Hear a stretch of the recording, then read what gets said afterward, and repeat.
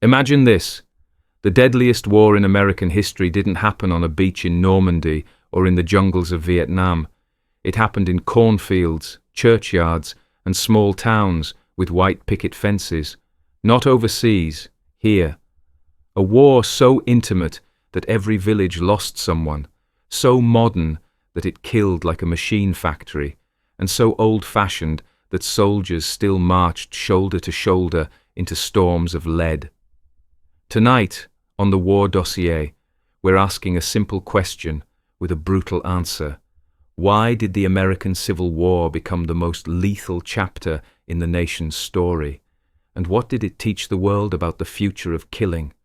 Stay with me to the end, because you'll hear about the loudest man-made sound North America had heard before 1945.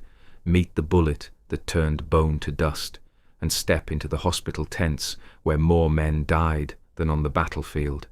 This is the War Dossier, where we break open the sealed files of history and read what the smoke tried to erase. If you ask most people which American war killed the most Americans, they'll pick World War II. The images are baked into our national memory: Omaha Beach, Iwo Jima, the mushroom cloud. But the numbers don't lie. The Civil War, fought from 1861 to 1865, killed more Americans than every other US war up to the mid-20th century combined. In a nation of only 31 million, more than 620,000 soldiers never came home. In some towns, there weren't enough men left to till the fields or fill the pews, and somehow we still talk about the politics more than the price. So, why so many dead? It wasn't one cause, it was a perfect storm. The most lethal killer wasn't even a bullet. It was invisible, tasteless, everywhere, and it marched with every regiment. When you picture war, you hear musket fire and see bayonets, but in the Civil War, the greatest killer was disease. 2/3 of all deaths came not from combat, but from sickness. Imagine hundreds of thousands of teenage farm boys, many who'd never traveled beyond the next county, suddenly sleeping side by side in sprawling camps. They brought local microbes with them and met unfamiliar ones from everywhere else: measles, smallpox, typhoid, pneumonia, dysentery.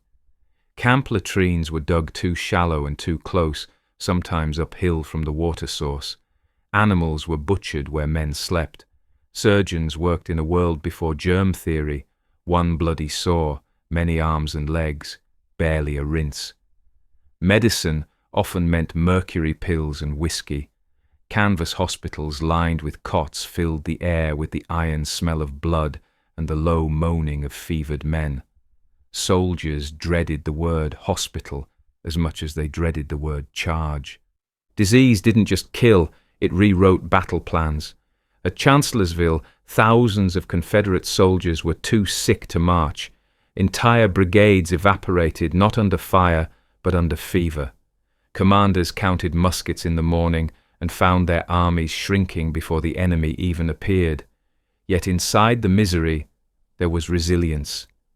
The United States Sanitary Commission in the North and countless town committees in the South sent food, clean linens, and nurses, pine needle tea for scurvy, makeshift bandages torn from shirts. Out of the catastrophe came early glimmers of battlefield nursing and public health reform. But if disease was the silent killer, the battlefield was the loud one, and it had a new voice.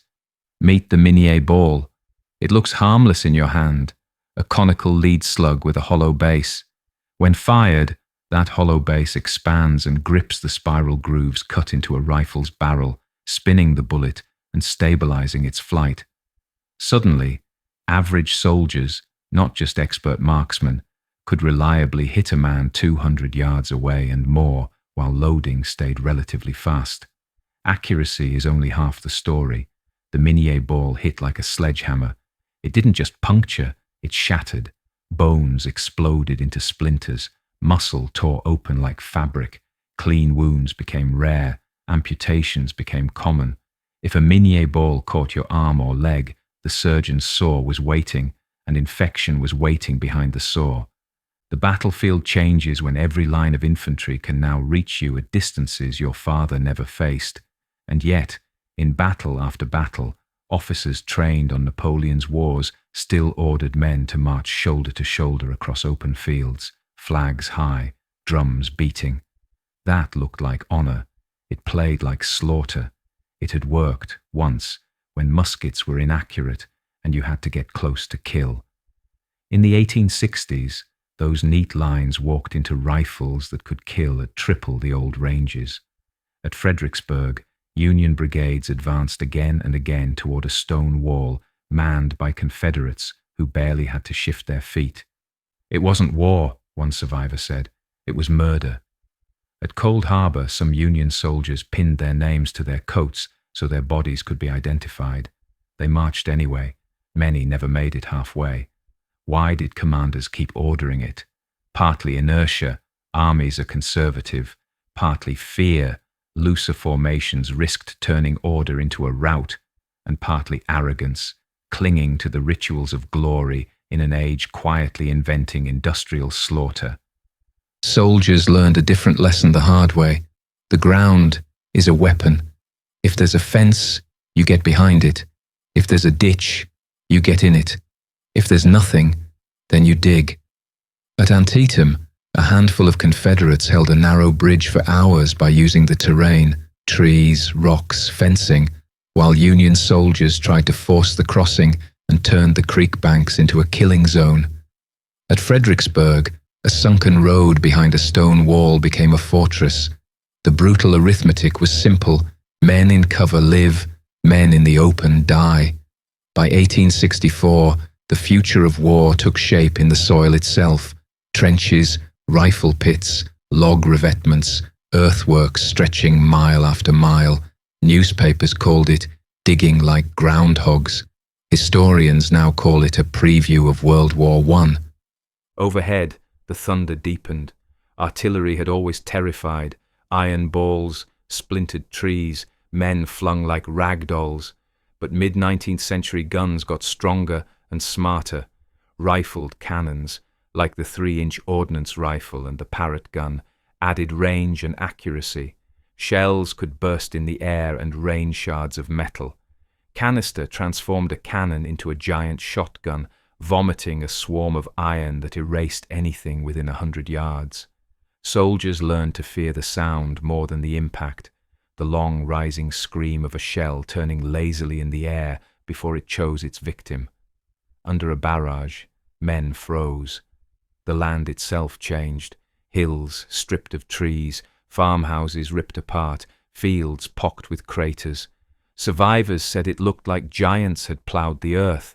All of it, rifles, bullets, artillery, and old ideas, collided under a July sun in Pennsylvania. Gettysburg is the Civil War under a magnifying glass. More than 160,000 men, over 50,000 casualties in 3 days, and the clearest image of courage meeting technology and losing. On day 3, General Robert E. Lee believes the Union center on Cemetery Ridge is brittle.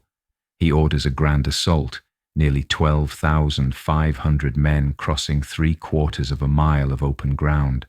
First, more than 150 Confederate guns open fire. The sky tears open, the ground shakes. People miles away think it's an earthquake. Some call it the loudest man-made sound North America had heard before the atomic age. When the cannonade subsides, grey lines step off, banners up, ranks straight. It is beautiful in the terrible way only war can be. And then Union guns find their range. Shells burst among the formations, holes appear in the lines, men vanish, flags topple, survivors close ranks and keep coming. They cross fences and a shallow swale. Then the Union infantry behind stone walls opens with rifles loaded with Minié balls. Witnesses describe the sound like ripping cloth, volley after volley after volley. Some Confederates reach the wall. There's hand-to-hand fighting, bayonets, clubbed muskets, fists. For a moment, flags wave atop the stones. Then Union reinforcements flood the gap, and the grey wave breaks. In less than an hour, over 6,000 Confederate casualties, an entire division reduced to a handful of men who can still walk. If you want to see the 19th century end early, you see it there. Straight lines and open ground meeting rifled fire and shrapnel. After Gettysburg, the war doesn't suddenly turn modern, but another lesson hardens. You live if you take cover. At the siege of Petersburg, earth becomes armor. Union and Confederate lines snake across Virginia, trench facing trench, batteries angled like jaws. Men move at night, sleep by day, and measure time by the whistle of shells. When everything stalls, Union engineers try something audacious, a tunnel under the Confederate lines. They dig, pack it with explosives, and detonate. The ground erupts. The Battle of the Crater. A hole big enough to swallow a house opens in the earth, but poor coordination and chaos turn opportunity into catastrophe. Men pour into the crater and are trapped, shot from above by Confederates who recover fast. The day becomes a scene from a nightmare. Technology without tactics is a mirror that reflects your own confusion. Then, faintly at first, the future clears its throat. Most soldiers fire single-shot rifles by hand, but on a few muddy fields in 1864 to 1865, another sound appears. Metal barrels cycling, a hand crank turning, bullets pouring in a stream. The Gatling gun arrives like a rumor from the next century. Inventor Richard Gatling believes his weapon could reduce bloodshed by replacing many men with one machine. The irony is almost painful. In the few instances it's used, charges melt. Courage meets a crank handle and runs out of time. Logistics and suspicion keep it rare, but anyone who sees it understands. The age of glorious charges is dying. The machine will soon have its say. Wars aren't fought by weapons alone. They're fought by people who decide how to use them. The Civil War's high command is a strange mix. West Point professionals, Grant, Sherman, Lee, Jackson, surrounded by political appointees promoted for loyalty or influence. The gap between the best and the rest can be the distance between victory and a disaster measured in rows of bodies. Leadership, like technology, evolves under pressure. Grant learns to grind. War is a contest of logistics and will, not single strokes of genius. Sherman learns to move, hard marching, total war against the Confederacy's ability to wage war. Lee learns the limits of audacity. Gettysburg carves that lesson in stone. Thousands of junior officers learn the value of cover, skirmish lines, and entrenchments by burying their friends. By Appomattox, the nation is changed, not just on maps, but in kitchens, fields, and churchyards. Over 620,000 dead. Some modern estimates push higher. Roughly 1 in 4 soldiers never returns. 8% of all American men gone in 4 years. The price isn't evenly spread. In some towns, entire companies had enlisted together, neighbors, cousins, brothers. A single afternoon's fighting can erase a generation from one county. Trains home fill with men on crutches, empty sleeves pinned to jackets, faces pale from fevers that never leave. The first American veterans' culture is born, not from parades, but from hospital wards and reunion tents pitched in borrowed fields. Cemeteries have to grow. Plain headstones appear in long rows, the names running out long before the graves do. Unknown U.S. soldier, unknown Confederate. Flowers and flags begin to appear each spring. In time, we call it Memorial Day. In time, we pretend we've always remembered. The war resolves enormous questions, union preserved, slavery struck down by law, but the aftermath is not a clean dawn. The lost cause myth rises in the South to sand down the edges of what the war was about. In the North, victory hardens into a story of destiny. Between them is the lived reality, free people trying to build new lives in a world that had called their freedom a battlefield, and a nation trying to decide whether equality written on paper will be honored in practice. Europe is watching. Staff colleges study Antietam, Fredericksburg, Petersburg. When the trenches of the Somme and Verdun scar the earth half a century later, you can hear faint echoes of Virginia, earthworks, barrages, machine guns, stalemate. The Civil War didn't invent the 20th century, but it pointed a trembling finger in that direction. So why was the Civil War the deadliest? Convergence, disease, the invisible army that moved faster than any general's plan, technology, rifles and Minié balls that extended range and multiplied damage, artillery, rifled guns, shrapnel and canister that made the landscape lethal, tactics, officers clinging to drilled lines in an age that had made lines obsolete, leadership gaps, brilliance next to blunder, with regiments paying either way, strategy, a war of exhaustion that lasted long enough for all the above to do their worst. And one more truth, it was a civil war. Every casualty was American. Every grave moved the same nation's ledger. Read the letters and diaries and you find a repeating rhythm, fear, duty, gallows humor, and love, so much love. Men writing home about sunrise on a camp road, about coffee boiled black, about a friend who went down quick and didn't suffer, even when the writing hand knows he did. Mothers answering with news of harvests and hymns, and a line about how the youngest keeps his brother's hat on the peg anyway. Soldiers promising to be brave, parents promising to pray. Some letters never arrive, some arrive after the funeral. We talk about casualty numbers as if they're measurements. They're not. They're absences, empty chairs, unfinished lives, a child who will not be born because the man who would have been his father is buried in a national cemetery under a stone that only says, unknown. The Civil War pulled the United States into the modern age kicking and bleeding. It taught that courage cannot outrun physics, that honor is a poor shield against rifled fire, that disease kills without banners, that the earth you stand on may be your only armor. It taught that leadership matters, and that sometimes the bravest thing a leader can do is refuse to spend lives on an idea that no longer works. And yet, the war showed something harder to diagram on a map: endurance. The endurance of a country that learned too slowly and at terrible cost to change. The endurance of veterans who built organizations and pushed a reluctant nation to care for them.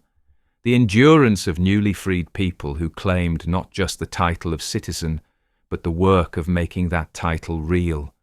The endurance of memory, marked by flowers in May and silence on ridgelines where once the air shook. We began with a claim that sounds like a trick question. The deadliest American war happened here, at home. Now you know why. Disease marching in step, bullets that turned bones to dust, cannons that ploughed fields of men, tactics that made honor and error look like the same thing from a distance, and a country that, somehow, kept going. If you stand on Cemetery Ridge at dusk, the wind is the only thing that moves. You can almost hear the echo of that bombardment, once called the loudest sound this continent had known, fade into the gentlest kind, the hush that follows understanding. You've been watching the War Dossier. If this deep dive helped you see the Civil War with new eyes, do 2 quick things that genuinely help this channel. Tap subscribe so you don't miss the next dossier, and share this video with one person who still thinks World War II was America's deadliest war. In our next episode, we open the file on a single day that killed more Americans than any other, what happened on the bloodiest day in US history, and why it still matters. Until then, keep your powder dry, your sources close, and your mind open. The archive is vast. Let's keep reading it together.